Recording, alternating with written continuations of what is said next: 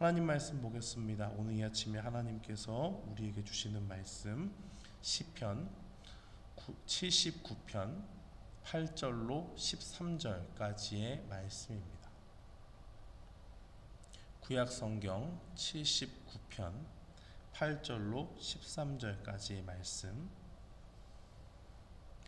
우리 다 찾으신 줄 알고 함께 봉독하겠습니다. 우리 조상들의 죄악을 기억하지 마시고 주의 긍휼로 우리를 속히 영접하소서. 우리가 매우 가련하게 되었나이다. 우리 구원의 하나님이여, 주의 이름의 영광스러운 행사를 위하여 우리를 도우시며 주의 이름을 증거하기 위하여 우리를 건지시며 우리 죄를 사하소서. 이방 나라들이 어찌하여 그들의 하나님이 어디 있느냐 말하나이까. 주의 종들이 피 흘림에 대한 복수를 우리 목전에서 이방 나라에게 보여주소서. 갇힌 자의 탄식을 주의 앞에 이르게 하시며 죽이기로 정해진 자도 주의 크신 능력을 따라 보존하소서. 주여, 우리 이웃이 주를 비방한 그 비방을 그들의 품에 7배나 갚으소서. 우리는 주의 백성이요 주의 목장의 양이니 우리는 영원히 주께 감사하며 주의 영예를 대대에 전하리이다. 아멘. 저는 본문 말씀 시편 79편 8절로 13절 말씀을 통해서 우리를 소생시켜 주소서라는 제목으로 주의 말씀을 선포하겠습니다. 오늘 본문은 그야말로 최고의 절망 가운데서 하나님을 부르짖는, 하나님께 살려달라고 소리치는 이 성도의 기도라고 볼 수가 있습니다. 시편 이 79편의 표제는 단순히 아삽의 시다라고 이렇게 기록되어져 있습니다. 이것은 아삽의 후손들이 보관해둔 시다라고 이렇게 볼 수가 있지요. 1절 말씀해 보니까 이방 나라들이 주의 성전을 더럽히고 예루살렘이 돌무더기가 되게 하였나이다라고 증거를 하고 있습니다. 이것은 주전 568년에 이 바벨론의 침공으로 이 예루살렘이 함락된 것을 기록하고 있습니다. 근데 이 시편을 지은 사람은 아삽이니까 연대가 맞지 않지요. 그래서 이것을 아삽의 시라고 되어 있지만 아삽의 후손들이 보관해둔 시다라고 이렇게 이해를 하는 것입니다.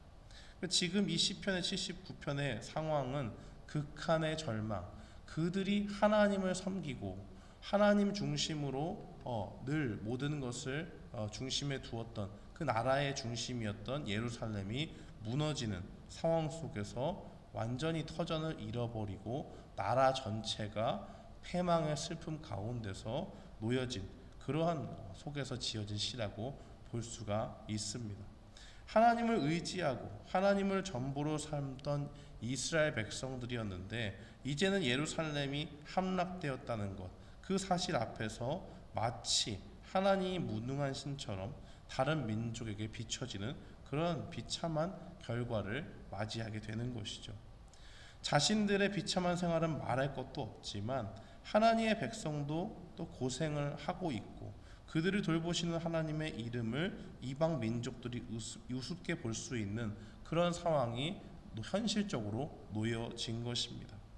만일 우리도 이와 같이 하나님의 백성으로 살아가고 주님을 믿고 하나님을 따라간다고 그렇게 이야기를 하는데 하나님을 믿지 않는 사람들 앞에서 우리가 망신을 당하고 그들에게 조롱을 당하고 그들에게 패배를 당할 때 우리는 어떻게 믿음 가운데서 이 고난의 상황들을 헤쳐나갈 수가 있을까요? 우리가 첫 번째로 기억해야 될 것은 주님의 긍휼하심에 호소하며 나아가는 믿음이 필요합니다. 하나님을 따르는 하나님의 백성에게 이방 민족들이 쳐들어왔을 때 이 모든 것이 함락된 폐허 속에서 이들은 지금 어떻게 기도하고 있습니까? 8절 말씀해 보니까 우리 조상들의 죄악을 기억하지 마시고 주의 긍휼로 우리를 속히 영접하소서. 우리가 매우 가련하게 되었나이다 라고 이렇게 증거하고 있습니다. 지금 이스라엘 백성들은 하나님을 따르는 백성이라고 오랫동안 살아왔다고 이야기할 수 있지만 실상은 이 유다 백성들이 하나님 앞에 멸망하게 될 때는 이미 하나님의 말씀을 청종하지 않은 악한 세대들 가운데 있었습니다. 그래서 그들은 자신들의 그 조상들의 죄악을 기억하지 말아달라고 이야기하는 것입니다. 예레미야서 36장 31절 말씀은 예레미야 선지자를 통해서 예루살렘이 멸망하는 이유가 기록되어져 있습니다. 또 내가 그와 그의 자손과 신하들을 그들의 죄악으로 말미암아 벌할 것이라. 내가 일찍이 그들과 예루살렘 주민과 유다 사람에게 그 모든 재난을 내리리라 선포하였으나 그들이 듣지 아니하였느니라. 하나님께서 이 예레미야 선지자를 통해서 이 유다의 여호와김 왕 때 하나님의 말씀을 주셨습니다. 여러 차례 많은 선지자들을 통해서 아주 긴 시간 동안 하나님께서 그들의 죄를 지적하시고 하나님 앞에 돌이키지 않으면 큰 재앙이 임할 것이라고 분명히 말씀해 온 바가 있습니다. 그러나 그들은 예루살렘을 그 가운데 두고 생활을 하면서도 여전히 하나님을 떠나서 생활했던, 죄악 가운데 빠져 생활하고 돌이키지 않고 회개하지 않았던 그런 모습들을 보여주는 것입니다. 이 가운데서 하나님의 사랑이 풍성히 드러나는 것을 보여주고 있습니다. 하나님의 긍휼하심이 얼마나 큰지 우리를 향해서 죄 가운데 놓여져 있는 그 인생들 가운데 하나님은 사실 그들을 보고 돌이키라고 말할 필요가 없는 것이죠. 심판자로 오셔서 그들의 죄를 벌하면 공의로우신 하나님의 그 성품에 하나도 어김이 없습니다. 그러나 하나님은 동시에 사랑의 하나님이시기 때문에 그 주님을 따르는 그 백성들이 죄를 행하는 것을 마음 아프게 여기시고 그들이 그 가운데 돌이키기를 원하시는, 하나님께 회개하고 나아오기를 원하시는 마음을 수차례 이스라엘 가운데, 이 멸망 가운데 놓인 이 유다 백성들에게 여러 차례 보이셨다는 것을 보여주고 있습니다. 그러나 그 수많은 회개의 기회에도 불구하고 그들은 회개하지 않았다고 말씀하시는 것이죠. 그래서 예루살렘은 이방인들의 조롱을 당하는 비참한 상황에 놓이게 된 것입니다. 그래서 이제는 폐허가 된 그러한 어려움들 속에서 이 하나님의 백성들은 자신들의 삶, 또 조상들의 삶을 돌아보고 있는 것이죠. 예루살렘이 하나님의 말씀을 무시하고 순종하지 않았던 그 조상들의 죄로 인해서 심판을 받은 그 상황 가운데서 자신들의 지은 죄가 아니지만 이제 하나님의 그 심판 가운데 예루살렘이 함락된 상황 가운데서 하나님 앞에 지었던 그 조상의 죄마저도 자신의 죄처럼 이야기를 하고 하나님이 용서해 주기를 바라고 있는 것을 간구하는 것입니다. 그러면서 동시에 9절 말씀해 보면 이 고난에 놓인 사람들은 9절 말미에 우리의 죄를 용서해 달라고 그렇게 이야기합니다. 저 조상들이 하나님을 똑바로 섬기지 않아서 우리가 바로 이 죄악의 결과를 담당한다 라고 그렇게 조상들에게 모든 것을 탓을 돌리는 것이 아니라 지금이라도 우리가 주님의 긍휼하심을 붙잡고 나아간다면, 우리가 하나님 앞에 우리 자신에 있는 죄부터 내려놓고 하나님 앞에 회개하게 된다면 하나님께서 이 절망 가운데 소망이 되어주시지 않겠는가 하는 긍휼하심을 갖고 주 앞에 나아가는 것입니다. 고난 중에서 우리 자신을 돌아보고 하나님께서 우리를 용서해달라고 매달리는 믿음을 보이는 것이죠. 죄 때문에 이 모든 고난이 왔기 때문에 그들에게 가장 현명한 방법은 죄의 길을 떠나서 회개하는 것이고 그 회개하는 자에게 은혜를 베푸시고 도움을 주시는 하나님을 바라보는 일입니다. 8절 말씀에 보면 주님의 긍휼하심에 그래서 호소하고 있는 것이고 황폐함 가운데서 자신들을 다시 일으켜 주실 그 소망은 우리를 긍휼히 여기시는 그 하나님께 있다는 믿음을 보이는 것입니다. 8절 말씀에 비참한 가운데 우리가 놓였다라고 그렇게 이야기하면서 우리는 주님 앞에 가련하게 됐습니다 라고 그렇게 이야기를 하죠. 극도로 낮아진 자신들의 모습, 하나님 앞에 바짝 자신들을 낮추면서 주님 제발 주님의 긍휼하심을 우리에게 보여달라고 간구하는 것입니다. 사랑하는 성도 여러분, 우리를 높이시고 낮추시는 분은 누구십니까? 바로 하나님의 밖에 없는 것입니다.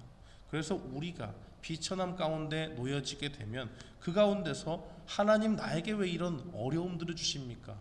라고 하나님 앞에 반문할 것이 아니라 빨리 주님 앞에 주님의 긍휼하심을 붙잡고 하나님, 내 안에 어떤 죄악들이 있어서 지금 이러한 어려움들을 주십니까? 또는 하나님이 어떤 크신 계획 가운데 나를 이렇게 낮추셨습니까? 하는 그러한 낮은 자의 모습, 그 가운데서 주님의 긍휼하심을 바라보는 그러한 믿음이 우리에게 필요한 것입니다.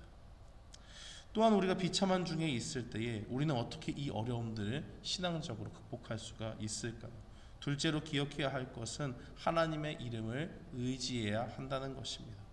9절 말씀에 보니까 비참함 중에서 그들은 하나님의 이름을 붙잡고 있습니다.